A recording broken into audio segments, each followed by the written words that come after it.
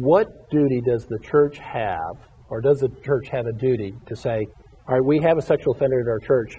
Do we warn our church by telling everybody that a sexual offender is attending the church?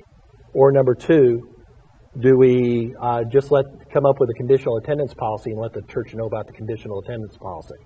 I'm asked that question frequently. I think the best response, Jerry, is this, that would be for a church to appoint a committee of opinion leaders in the congregation to come up with a policy that is, you compare other churches' policies, et cetera, you run it by appropriate personnel, maybe in law enforcement. You come up with your policy and present it to the church membership in a membership meeting for their buy-in. Then it becomes known to everybody. And then people act less irrationally and emotionally when they find out, hey, we have a sex offender in our church. Well, hey, that's okay. The fact is, most churches do, and many don't know it. Right. But we have a rational, coherent policy that the members have bought into. We have adopted it. It's a reasonable response to this risk.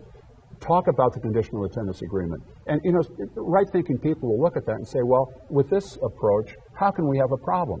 And so I think that's probably the best way. The congregation is informed, obviously, in the membership meeting when this is presented.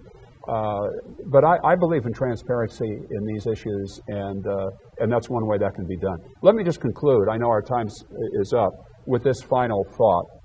And that is, in making a final decision as to what you're going to do with respect to these kinds of people that you become aware of in the congregation, there's going to be a tremendous urge on the part of church leaders to show mercy and forgiveness, to practice restoration, giving a second chance. I understand all that. Those are biblical principles. But there are also countervailing biblical principles of justice and the protection of the innocent.